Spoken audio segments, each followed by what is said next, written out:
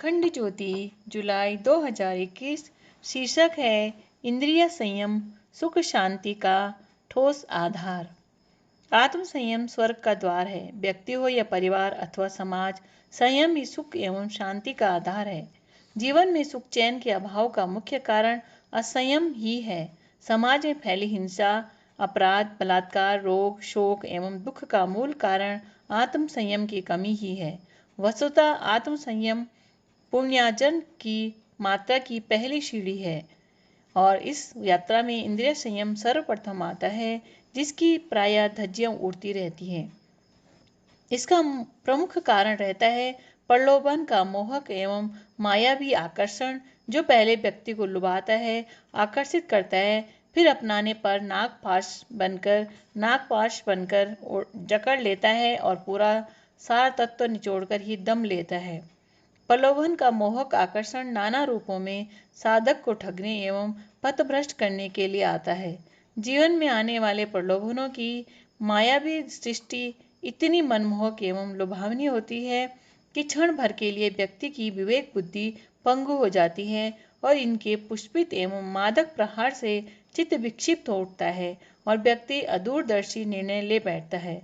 सारी नैतिकता, व्रत संकल्प, नेक इरादे, पावन भाव आदि क्षणभंगुर सुख के सामने घुटने टेक देते हैं।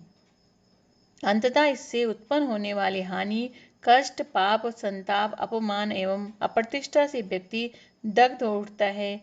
यदि कभी व्यक्ति इनके दुष्परिणामों को देखते हुए कुछ समय के लिए संभल भी जाए, तब भी प्रलोभन अपना दूसरा रूप धरकर पुनः व्यक्ति को अपने नागपाश में कस लेता है और उसे साधना पथ से स्खलित कर देता है। सुख की खोज में भटक रहे इंद्रिय लोलुप लोग एवं नैतिक दृष्टि से कमजोर चरित्र वाले व्यक्ति जहां आसानी से प्रलोभन के शिकार हो जाते हैं, तो वहीं साधकों को भी प्रारंभिक अवस्था में दीर्घ काल तक प्रलोभनों की चुनौती का सामना करना पड़ता है। यहाँ तक कि सात्विक बुद्धि वाले तक दूषित वातावरण के प्रभाव में प्रलोभन के शिकंजे में कसते देखे जाते हैं। अविद्या, क्षणिक भावावेश एवं आदूरदर्शिता के कारण प्रलोभन में रमणीयता का मिथ्या बोध होता है। हालांकि चित्त में जड़ जमाए कुसंस्कार ही इसमें मुख्य कारण होते हैं, जिनके कारण व्यक्ति बाहर के प्रलोभनों के लोभ को संवरण नहीं कर पाता। मनोवैज्ञानिक रूप में इसके पीछे दो तत्व सक्रिय होते हैं, जो हैं उत्सुकता और दूरी।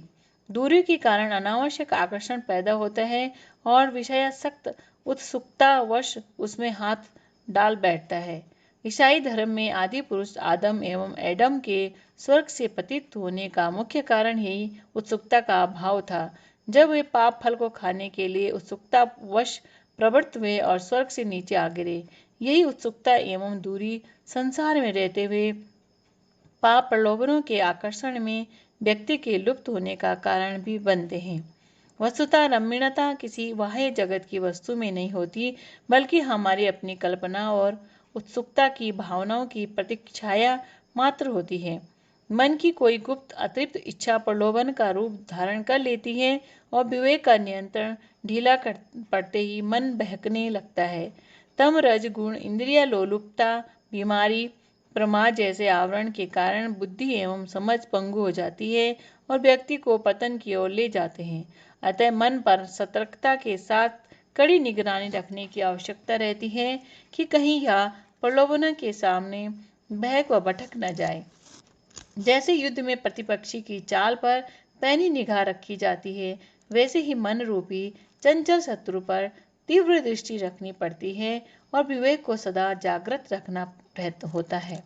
जहाँ मन इंद्रिय जनित प्रलोभन की ओर खींचने लगे, तो उसे तत्काल विपरीत कार्य में लगाकर इसकी उच्छृंखलता को रोक देना जरूरी होता है।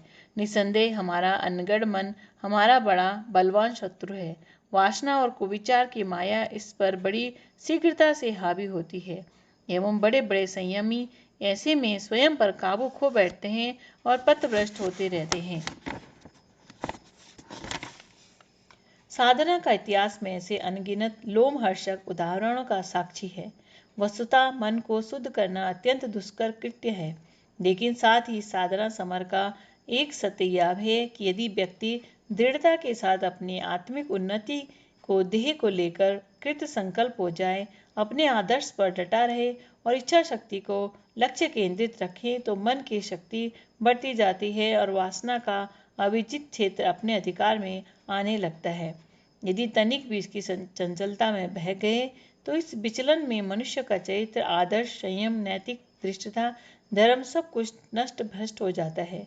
जबकि इसके विपरीत मन को दृढ़ निश्चय कर स्थिर रखने और उसी पर ध्यान एकाग्र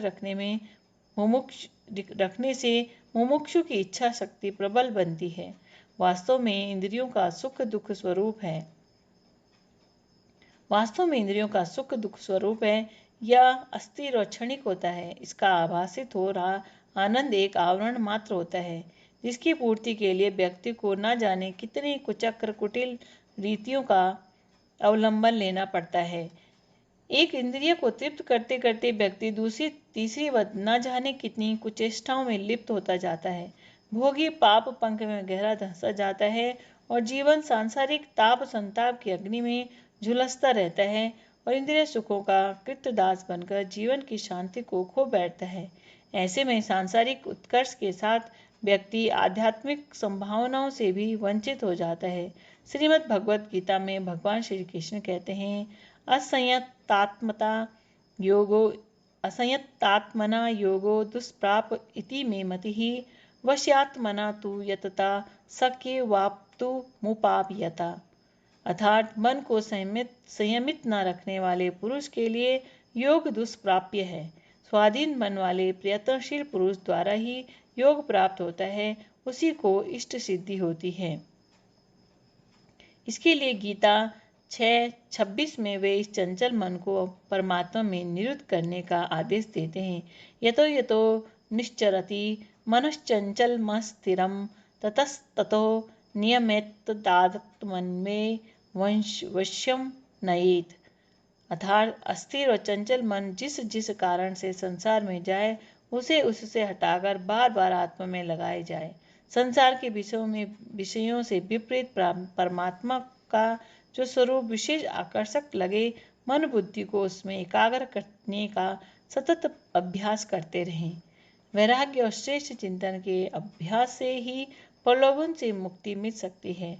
यह सत्य हृदयंगम होने पर साधक फिर संचिंतन को नहीं छोड़ता और सतत अभ्यास का अवलंबन लेते हुए इंद्रियों व मन को साधता और आत्मसिद्धि के मार्ग पर आगे बढ़ता है। शिक्षाप्रद प्रसंग।